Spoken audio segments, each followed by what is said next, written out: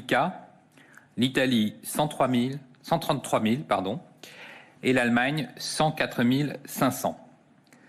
Nous déplorons 76 507 décès au total dans le monde et les pays les plus touchés sont l'Italie, 16 523 morts, l'Espagne, 13 798 décès et les États-Unis avec plus de 11 000 morts.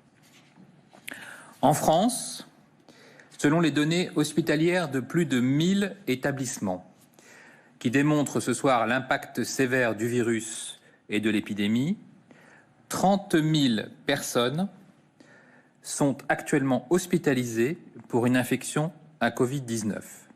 C'est encore un solde de 305 personnes supplémentaires admises à l'hôpital au cours des 24 dernières heures. 7 131 personnes en situation grave nécessitent des soins lourds en réanimation.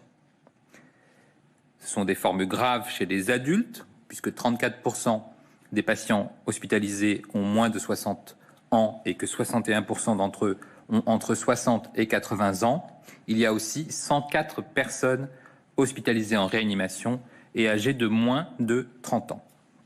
Au cours des dernières 24 heures, ce sont 518 nouveaux cas graves qui ont été admis en réanimation, mais finalement, il n'a été nécessaire de prendre en charge que 59 patients supplémentaires lorsqu'on tient compte des sorties quotidiennes qui sont de plus en plus nombreuses. Ce besoin de trouver de nouvelles places augmente moins rapidement, 94 nouvelles places hier, 140 dimanche, 176 samedi, 263 vendredi. Ce solde de patients supplémentaires à prendre en charge chaque jour reste cependant positif et donc c'est l'indicateur que l'épidémie continue sa progression et c'est aussi un indicateur important de tension dans les établissements de santé et de mobilisation absolue totale des ressources humaines et logistiques. Dans les Outre-mer, Guadeloupe, Guyane, Réunion, Martinique, Mayotte, on relève 145 hospitalisations contre 163 hier, dont 44 en réanimation et 161 personnes guéries rentrées à domicile, donc avec plus de sorties que de personnes hospitalisées. Le total des personnes guéries, 19 337 personnes sorties de l'hôpital depuis le début de l'épidémie, augmente chaque jour et il faut y ajouter, je le répète, les dizaines de milliers de personnes qui sont guéries en ville et qui n'ont pas eu besoin d'hospitalisation. En ce qui concerne la surveillance syndromique en population en ville, les services d'urgence ont renseigné 3195 passages hier, c'est 15% de leur activité. Nous observons 40% d'hospitalisation après ces passages aux urgences et 3,5% en réanimation. 925 interventions de SOS médecins ont été nécessaires hier, c'est moins que pour la journée de dimanche, puisque ce chiffre était de 1055, et c'est 16% de l'activité totale de SOS médecins. Pour les laboratoires, 59 398 tests ont été réalisés par ce réseau de laboratoires de ville, dont 16 489 sont positifs, soit un bilan de 28% de positivité. Et quand l'on compare le taux de positivité entre l'hôpital et la ville, il est de 42% de positifs à l'hôpital et de 23% en ville. Vous savez que nous sommes extrêmement attentifs à la situation dans les établissements sociaux et médico-sociaux. Ce soir, 4 553 établissements, dont 2 958 EHPAD, établissements d'hébergement pour personnes âgées dépendantes, ont signalé un épisode concernant un ou plusieurs cas de Covid-19 à Santé publique France à travers l'application du portail national de signalement. Les signalements donnent donc un total de 30 902 cas de Covid-19 confirmés ou possibles sur toute la période épidémique, donc depuis le 1er mars. En ce qui concerne le bilan des décès, la première source est la mortalité hospitalière. Depuis le 1er mars, nous déplorons 7 091 décès. 82% de ces décès surviennent chez des personnes de plus de 70 ans. On note 14 décès en Outre-mer, 8 en Guadeloupe, 4 en Martinique, 2 à Mayotte. Dans les dernières 24 heures, un total de 607 décès a été enregistré en milieu hospitalier. En ce qui concerne la mortalité au sein des EHPAD ou des établissements médico-sociaux, nous déplorons 3 237 décès survenus depuis le début de l'épidémie. Et donc la hausse observée aujourd'hui, 820 décès en plus, est liée aussi à un probable retard de saisie et au fait que nous sortons d'un week-end. Depuis le 1er mars, en additionnant les décès survenus à l'hôpital et ceux survenus au sein des établissements médico-sociaux, et en particulier les EHPAD, nous déplorons 10 328 décès. À l'échelon national, l'excès de mortalité se stabilise avec une hausse de 15% sur la semaine 12 et un excès de 30% sur la semaine 13. À l'échelon régional, l'excès de mortalité est observé dans 5 régions en semaine 12 et 6 régions en semaine 13, Grand Est, Île-de-France, Bourgogne-Franche-Comté, Auvergne-Rhône-Alpes, Hauts-de-France et Centre-Val de Loire, avec un excès important en Grand Est et en Île-de-France, et émerge dans 3 régions en semaine 14, Île-de-France, Grand Est et Bourgogne-Franche-Comté. À l'échelon départemental, 30 départements présentent un excès de mortalité en semaine 13 et 22 départements présentent déjà un excès de mortalité pour la semaine 14.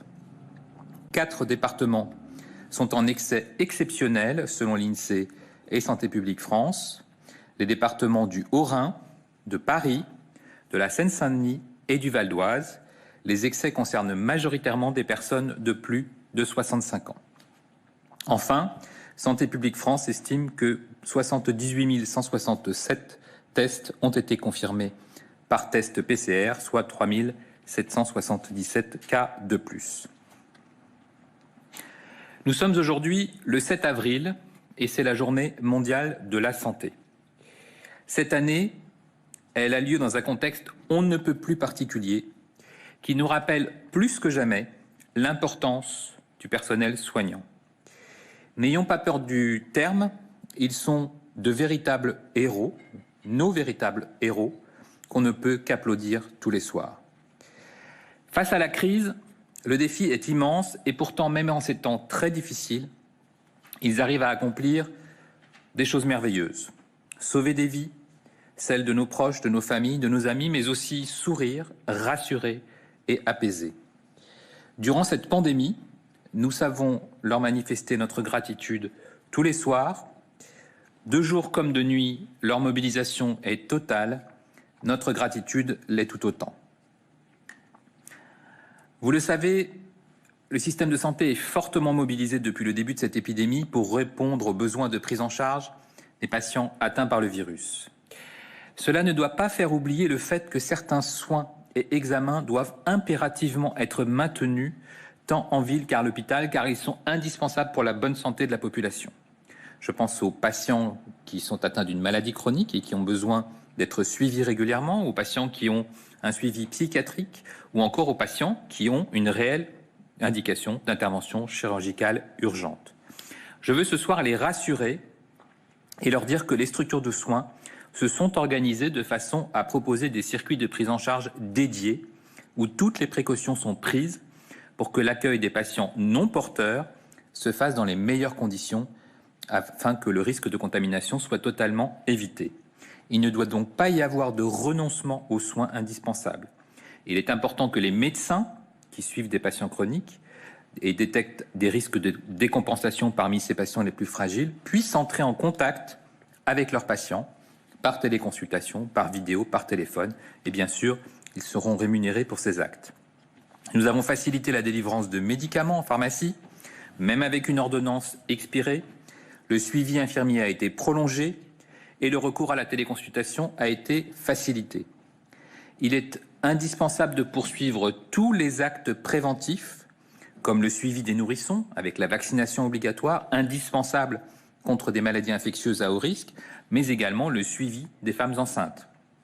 Il faut respecter au mieux le calendrier des examens médicaux obligatoires. Les médecins, les sages-femmes, mais aussi les infirmières puéricultrices, les PMI, tous ont un rôle important à jouer. Depuis le confinement, certains pourraient éviter ou craindre d'appeler le 15, qui est le numéro des urgences médicales. la prise en charge des détresses vitales est la priorité des SAMU et le centre 15 répond. Il est donc indispensable d'appeler le 15 si vous avez des douleurs thoraciques, des signes neurologiques évocateurs d'accident vasculaire cérébral ou des signes de détresse vitale. Vous le savez, nous sommes très attentifs à nos personnes âgées, à nos aînés, et les EHPAD en particulier vivent une période très particulière de forte tension. Les personnes âgées sont les plus fragiles face au virus. En collectivité, malgré tout le professionnalisme et l'engagement déployé, la contagion est souvent plus importante. Pour faire face à l'augmentation du nombre de personnes âgées atteintes du Covid-19, les EHPAD ont besoin de renforts. Je les invite donc à remonter le plus vite possible leurs besoins aux agences régionales de santé, avec des détails, avec des expressions précises, pour que nous leur trouvions rapidement et collectivement des solutions. La réserve sanitaire peut apporter de l'aide, comme les plateformes régionales de mise en relation entre les établissements médico-sociaux et les volontaires. Nous mettons tout en œuvre pour permettre à nos aînés de bénéficier du meilleur accompagnement possible et accompagnement humain en cette période si difficile pour nos aînés.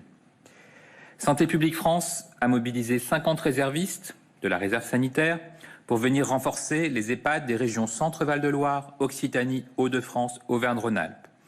Une mobilisation de grande ampleur de réservistes au profit des EHPAD d'Île-de-France est en cours de déploiement et sera effective à compter de demain. 50 EHPAD sur les 8 départements franciliens vont bénéficier de ces renforts. J'appelle tous les professionnels de santé, libéraux ou salariés, et ceux de l'accompagnement à domicile qui font un travail formidable au quotidien et dont l'activité pourrait être réduite du fait de l'épidémie et du confinement, à se porter volontaires. D'avance, un immense merci à toutes et tous. Une question pour pharmaceutique. Concernant le déconfinement progressif, va-t-on vers un déconfinement par région, classe d'âge, facteur de risque ou en combinant les trois? Alors, je vous l'ai dit ce soir, nous ne sommes pas encore au pic puisqu'il y a tous les soirs un peu plus de malades en milieu hospitalier et tous les soirs un peu plus de malades à prendre en charge en réanimation. Nous avons atteint un niveau jamais atteint en France. Donc, nous ne sommes encore qu'à la phase ascendante de l'épidémie, même si elle ralentit un peu. Et donc, aborder aujourd'hui le déconfinement n'a aucun sens. Le Premier ministre l'a dit. Nous devons être absolument mobilisés sur le confinement, les gestes barrières, la distanciation sociale. Et le temps du confinement n'est pas venu. Donc, c'est vraiment important que tout le monde l'ait compris. Nous avons absolument besoin d'un respect strict du confinement. On voit qu'on est aujourd'hui à une mobilisation totale, maximale de nos capacités de réanimation. Un relâchement serait extrêmement dangereux pour les patients, pour les soignants. Et c'est parce que nous avons besoin de préserver notre système de santé que les Français doivent être très attentifs au respect du confinement. Le temps viendra de discuter du déconfinement, mais aujourd'hui, nous devons tout faire pour passer ce pic. Une question pour France Info. Dans le registre des formes graves des Covid-19 en cours d'élaboration, il semblerait qu'en réanimation, plus de 80% des admis sont en surpoids ou obèses. Est-ce que vous confirmez ? Alors, ce sont des données qui remontent de plusieurs sources scientifiques. Ce sont des données d'observation aussi. Il y a effectivement très souvent un facteur de risque retrouvé dans les infections virales graves. Ça a été démontré dans la grippe en particulier. Un lien entre le surpoids et la survenue de formes sévères. Donc effectivement, attention, nous sommes très attentifs à ce que les personnes, en particulier en surpoids important, signalent rapidement une détérioration de leur état clinique, et en particulier l'apparition de difficultés respiratoires. On le sait, l'obésité d'une part, mais même le surpoids, peut devenir un facteur de risque d'infection sévère. Une question pour France Inter. Pouvez-vous nous donner le nombre exact d'EHPAD touchés avec au moins un cas Covid-19 confirmé, donc testé ? Alors, je vous ai donné le nombre exact d'établissements qui signalent. Je vous ai dit que ce soir, 4553 établissements avaient signalé au moins un cas de Covid. Parmi ces établissements qui sont des établissements sociaux et médico-sociaux, il y a 2958 EHPAD. Et je voudrais aussi expliquer aux Français que les EHPAD qui ne déclarent pas ne sont pas des EHPAD qui ont des cas mais qui ont oublié de déclarer. Toutes les EHPAD signalent et donc il ne faut pas multiplier le nombre de cas par le nombre d'EHPAD. Ça n'aurait pas de sens puisqu'aujourd'hui on a mobilisé très largement toutes les EHPAD pour leur dire de bien signaler sur toute la période de l'épidémie tout cas d'infection et évidemment tout décès. Donc on n'est pas dans une phase où on a oublié la moitié ou les 2 tiers des EHPAD. Il y a fort heureusement, et c'est important que les Français le sachent, encore une majorité d'EHPAD qui n'ont pas de cas, qui n'ont pas eu à souffrir du coronavirus. Et c'est ces EHPAD en particulier que l'on souhaite préserver, que l'on souhaite protéger au mieux, où le confinement doit être strict, en particulier le confinement en chambre, où le personnel doit être attentif. Et vous le savez, le ministre des Solidarités et de la Santé s'est engagé à prioriser, à donner toute priorité aux EHPAD. Et donc nous avons là encore des instructions très claires pour que les EHPAD puissent signaler sur leur territoire toute suspicion de cas et bénéficier de tests très rapidement. Une question pour CNN. Monsieur Véran a expliqué aujourd'hui que la doctrine d'État concernant l'usage des masques en population en général n'avait pas changé. Pourtant, de nombreux élus locaux s'équipent et demandent le port du masque obligatoire. La présidente de la région Bourgogne-Franche-Comté a affirmé mardi que 2 millions de masques qu'elle avait commandés pour sa région avaient été réquisitionnés par l'État à même le tarmac. Y a-t-il 2 politiques en conflit, celle de l'État et celle des régions? Pas du tout. La doctrine est extrêmement claire. Les masques soignants sont réservés aux soignants et l'État a toujours été clair sur ce point, en particulier pour les masques FFP2 qui sont réservés aux actes invasifs et pour tous les soignants, le masque chirurgical. Ensuite, il y a effectivement aujourd'hui de plus en plus, grâce à la production française, de masques non soignants. Les Français n'ont jamais porté de masque dans l'histoire récente. Si les Français veulent, notamment ceux qui sont exposés, notamment les professionnels qui ont des activités de contact dans lesquelles ils ne peuvent pas garder la distance, dans lesquelles ils ne peuvent pas éviter les rassemblements, disposer de masques, ce sera un outil de plus. Mais je rappelle, et c'est très important, que le jour où il y aura des confinements, qui n'est pas arrivé, il y aura de toute façon à garder les mesures barrières, les mesures de distanciation sociale, la réduction des contacts. Et il ne faut surtout pas imaginer que le masque est l'arme unique. D'ailleurs, vous savez que les débats scientifiques se poursuivent. Ce n'est pas un débat de la DGS ou du ministère de la Santé, c'est un débat aux États-Unis, c'est un débat en Europe et c'est un débat au sein de l'Organisation mondiale de la santé. Le directeur général de l'OMS, de l'Organisation mondiale de la santé, a même redit son inquiétude sur le fait que pour certains, l'accès au masque pouvait signifier l'abandon de toutes les autres mesures barrières et ce serait une erreur. Donc il ne faut pas prendre le masque comme une assurance contre le virus, puisque je vous rappelle qu'il se transmet par les mains souillées, par des objets souillés, d'où l'importance de se laver les mains très régulièrement, qui se transmet par un contact au cours duquel on ne fait pas attention et on peut se contaminer notamment en se touchant le visage. Et donc il faut qu'on soit tous attentifs à bien différencier les masques soignants qui sont en priorité pour les soignants, le masque P2, le masque chirurgical, et puis un jour peut-être un accès à des masques que la France est en train de produire, qui sont des masques destinés à des non-soignants et dont on verra tous ensemble la doctrine d'utilisation. Une question pour le généraliste. Le syndicat MG France estime sur la base d'une enquête auprès de 2000 médecins de famille que plus de 1 million de patients ont été vus pour Covid-19 dans leur cabinet du 17 mars au 3 avril. Allez-vous prendre en compte ces chiffres ou disposez-vous d'autres indicateurs pour mesurer la population infectée? Alors, c'est exactement ce que l'on souhaite estimer et modéliser. Comme vous le savez, il y a une forte mobilisation de la médecine de ville, du premier recours, pour prendre en charge des infections Covid. Et nous allons utiliser la proportion de personnes hospitalisées, la proportion de létalité, c'est-à-dire finalement la part de personnes qui décèdent, l'activité de ville qui est d'ailleurs estimée par Santé publique France, qui publie régulièrement un point épidémiologique hebdomadaire, pour avoir une idée par ces données épidémiologiques d'une part, mais aussi par des premiers résultats d'études de sérologie dans certaines banques de sang, avec des donneurs de sang ou avec des professionnels de santé volontaires. Toutes ces études sont en cours pour estimer quelle est la part de la population qui a rencontré le virus et qui est donc immunisée. Une question pour l'usine Nouvelle. Comment évolue la situation pour les produits anesthésiants et quelles actions concrètes ont été engagées face au risque de pénurie? Mobilisation totale, puisque comme vous l'imaginez bien, et je l'ai déjà dit à plusieurs reprises, tout l'environnement du malade le plus grave doit être sécurisé. C'est le cas évidemment en premier des renforts humains, de la présence de médecins spécialistes en réanimation, en médecine intensive, réanimation, anesthésie, d'internes, d'externes, d'infirmiers spécialisés, d'aides-soignants et de tout le plateau technique. Donc tout ça est évidemment sécurisé. Nous avons sécurisé les respirateurs, nous avons donné accès aux consommables et puis il y a aussi les médicaments indispensables pour l'anesthésie et pour la réanimation. pour lesquels les demandes ont fortement augmenté partout dans le monde. Et vous savez que le marché du médicament est mondial, que les matières premières viennent de très nombreux pays. Et donc, nous avons une démarche européenne, nous avons une démarche française d'aller chercher les médicaments là où ils sont et donc de faire des commandes urgentes et importantes pour ces produits indispensables. Ça, c'est l'amont. Et puis, en aval, de s'assurer qu'il y a une collaboration parfaite, une solidarité parfaite entre établissements pour le prêt de ces flacons, puisque des établissements de chirurgie, par exemple, qui ont ce type de flacons pour leur bloc opératoire, peuvent les prêter, peuvent les donner aux établissements qui font de la réanimation actuellement, puisqu'aujourd'hui, vous savez, nous avons déprogrammé toute l'activité de chirurgie non urgente. Une question pour CNews. Est-ce qu'on peut considérer certains problèmes dermatologiques, comme l'urticaire par exemple, comme de nouveaux signes du Covid-19 ? Pas à ma connaissance, mais comme vous le savez, nous apprenons chaque jour sur ce virus et certains décrivent des formes qui n'étaient pas connues, mais sur cet aspect dermatologique, je n'ai pas vu de publication. Une question pour RTL. Certaines villes restreignent les horaires des joggings.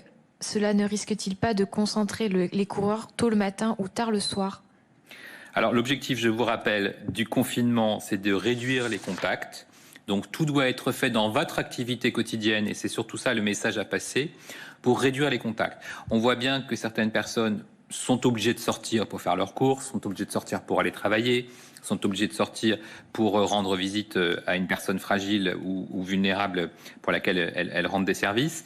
Mais en permanence, quelle que soit votre activité finalement, vous devez avoir l'obsession de réduire les contacts. Donc c'est pas tellement une question d'heure, c'est pas une question de jour ou de nuit, c'est d'être attentif lorsque l'on sort à avoir le moins de contacts possible et en particulier de respecter toujours cette distance minimale d'1 mètre. 2 questions pour la PM. Les mesures de confinement peuvent-elles être néfastes à long terme, risques cardiovasculaires, risques psychologiques et autres ? Est-il pertinent de concentrer les heures de jogging ? Alors, les mesures de confinement, on le sait, sont parfois mal tolérées et le Premier ministre et le Président de la République le disent régulièrement. Ils savent que c'est un sacrifice pour beaucoup, que c'est difficile à supporter, mais c'est indispensable si nous voulons passer tous ensemble cette période extrêmement difficile qui met en tension absolue nos systèmes de santé et nos établissements de santé en particulier, puisque comme vous le voyez, il y a ce soir plus de 7000 personnes en réanimation, alors que la capacité initiale de réanimation en France est de 5000 lits. Donc vous imaginez combien les efforts des établissements de santé publics et privés ont porté leurs fruits, puisque nous avons doublé en quelques jours la capacité de réanimation en France. Mais il ne faudrait pas qu'un relâchement du confinement aboutisse à une nouvelle vague, avec à ce moment-là des difficultés de prise en charge des malades les plus graves. Une question pour le Figaro. Des médecins de la région Grand Est témoignent de difficultés à s'approvisionner en médicaments essentiels en soins palliatifs, en pharmacie de ville, notamment en Rivotril, autorisé par un récent décret en médecine de ville. Des pharmaciens m'ont confirmé que le Rivotril est en état de rupture fabricant dans la région. Quel est l'état des stocks de ces médicaments en officine de ville ? Allez-vous mettre en œuvre des mesures pour assurer l'approvisionnement des médecins chargés d'accompagner les fins de vie ? Oui, c'est absolument ce que nous faisons actuellement et nous avons trouvé des solutions. Ce n'est pas uniquement sur le Rivotril, ce sont d'autres molécules pour que l'accès aux soins palliatifs, parce que là on parle de prise en charge spécialisée d'équipes mobiles dédiées aux soins palliatifs, se fasse dans les meilleures conditions et qu'il n'y ait pas de rupture d'accès à ces produits indispensables pour la prise en charge palliative des personnes qui ont besoin de soins spécifiques. Une question pour VL Média. Pouvez-vous faire un point sur les stocks de gel hydroalcoolique, des commandes ont-elles été passées ? Selon vous, la production nationale arrivera-t-elle prochainement à couvrir les besoins des soignants et du grand public ? Oui, à ma connaissance, il y a eu une très forte production de multisources de solutions hydroalcooliques et nous ne sommes plus en difficulté sur cet accès aux solutions hydroalcooliques. Une question pour Hospi Média. Une lettre ouverte de plusieurs médecins à Édouard Philippe propose d'intégrer pleinement dans le système de santé les praticiens à diplôme hors Union européenne, PADU. Est-il possible d'en savoir plus sur les mesures envisagées pour ces PADU dans le contexte de crise sanitaire ? Alors, ils aident déjà, ils sont déjà intégrés dans beaucoup de réponses d'urgence. Et donc, c'est un sujet depuis longtemps, c'est un sujet d'accès effectivement de praticiens en soutien à l'activité et à l'offre de soins en France. Donc, c'est un sujet que nous traitons de la même façon que nous traitons aussi, vous le savez, de façon européenne, l'accès aux médecins qui ont un diplôme européen. Une question pour RFI. Avez-vous des statistiques sur les patients atteints de Covid-19 admis en réanimation et sortis par la suite ? Alors, nous avons des statistiques puisque les réanimateurs en France ont l'habitude depuis des années de faire des statistiques très précises sur l'activité de réanimation. Simplement, compte tenu de l'activité intense de réanimation, nous ne disposons pas encore de ces statistiques précises. Vous avez vu que l'essentiel des patients de réanimation est actuellement hospitalisé. C'est ça qu'il faut que les Français comprennent. On a l'impression dans la presse que l'épidémie est presque derrière nous. Ce n'est absolument pas le cas. Elle n'a jamais été aussi présente avec un tel impact sur le milieu hospitalier et sur la réanimation. Et donc, ces patients sont souvent dans un état grave. Le pronostic vital est engagé. Ce sont des détresses respiratoires aiguës sévères qui nécessitent des soins lourds, des séjours en réanimation prolongés, parfois accompagnés d'autres détresses rénales, d'atteinte cardiaque par exemple. Et donc, toutes ces détresses font que le pronostic est vraiment engagé, que les efforts des réanimateurs sont majeurs, que la durée de séjour est prolongée et qu'en sortie de réanimation, souvent, et heureusement nous avons des places, il y a une indication à un séjour de réadaptation respiratoire, motrice, cardiaque, et donc derrière un séjour spécialisé avant de rentrer à domicile. Une question pour Reuters. Peut-on cumuler le chiffre des cas confirmés en hôpital et celui des cas annoncés pour les établissements sociaux et médico-sociaux? Si ce n'est pas le cas, pourquoi ces deux totaux sont-ils donnés séparément comme l'a fait Olivier Véran hier? Alors, je ne sais pas si vous parlez des cas ou si vous parlez des décès. Les cas annoncés. Alors, il y a objectivement aujourd'hui plusieurs sources. Il y a le nombre de personnes hospitalisées avec un cas confirmé de coronavirus. Il y a les sources de cas testés positifs en ville. Donc ça aussi, c'est à la fois l'hôpital plus la ville, c'est toutes les personnes qui ont eu des tests positifs.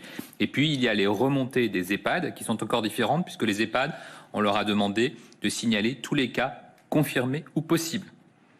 Puisque quand on a par exemple 3 cas dans une même aile d'une EHPAD, s'il y a un 4e ou un 5e cas, on considère que c'est encore un cas de coronavirus et donc on inclut les cas possibles